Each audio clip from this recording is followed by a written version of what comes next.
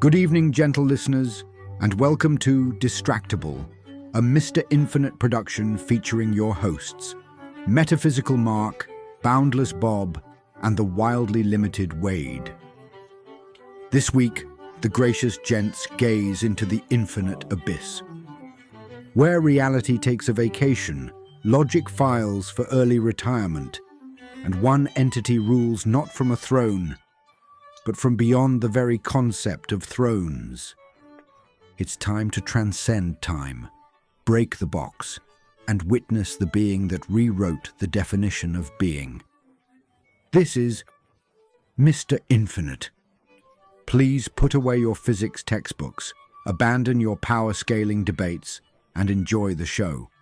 Welcome one and all to Distractible, the podcast where three barely functioning adults discuss the weirdest and most nonsensical topics imaginable.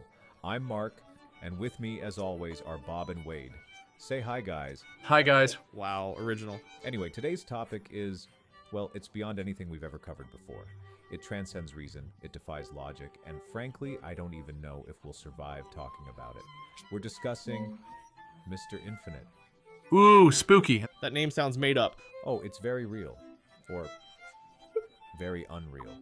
The point is, Mr. Infinite isn't just some god or cosmic entity.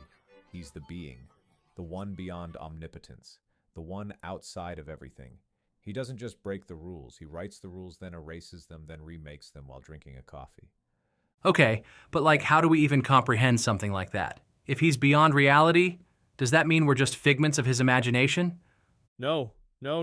Listen, I refuse to believe that some dude named Mr. Infinite is pulling the strings of existence. If I was going to be written into a cosmic storyline, I'd at least want to be a little more successful, you know? See, that's the thing, Wade. You are successful. In the version of reality where Mr. Infinite decided to make you successful, but in this one, he clearly decided you were comic relief. That actually explains so much. Oh, shut up. All right, so let me hit you with some facts about Mr. Infinite.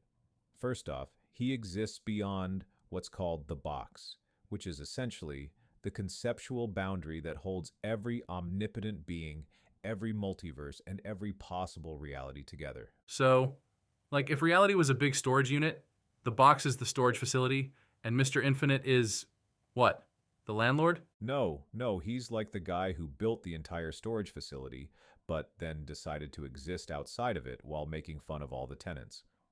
Wait, so does that mean that all those all-powerful, godlike entities, the one above all, Xeno, SCP-3812, are just tenants in some cosmic storage unit? Pretty much. And Mr. Infinite just sits outside of it, sipping coffee, watching us struggle to understand what infinity even means. So we're basically ants arguing over who the strongest ant is, while Mr. Infinite is the kid with the magnifying glass? Exactly. And if he wanted to, he could just delete the concept of magnifying glasses, or even delete the entire idea of strength itself. This is giving me an existential crisis. Welcome to the club. All right, next fact. Mr. Infinite has different forms, but even those are just manifestations to make him slightly more comprehensible. He has a human form that lets him interact with reality without completely obliterating it, but his true form? Forget about it. If you even tried to perceive it, your brain would turn into conceptual spaghetti. Okay, hold up. What if I met him? What if I just walked up to him and said, "Oh, hey buddy, how's it going?" What would happen? You'd probably just cease to exist before you finish the sentence. No, better yet, you'd exist and not exist at the same time, and then Mr. Infinite would just shake his head and rewrite reality, so you were never dumb enough to ask the question. Rude. But fair. So the final, most terrifying thing about Mr. Infinite, he's the only one who truly exists. Everything else? Fiction.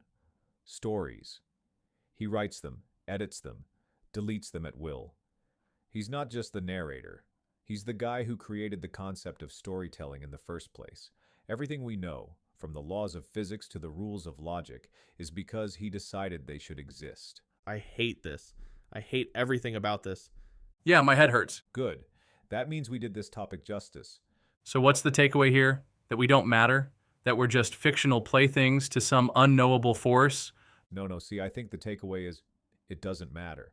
If Mr. Infinite controls everything, then stressing about it is pointless. Just do what makes you happy, live your life, and if he decides to rewrite reality, well, you won't even know it happened. That's somehow worse. And on that note, I think we're done here. Thanks for listening, folks. If you enjoyed this completely mind-breaking episode, be sure to follow us, leave a review, and tell us who you think could take on Mr. Infinite. Spoiler alert, no one. All right, we'll catch you next time. If we still exist, that is. Oh, come on. Oh, come on.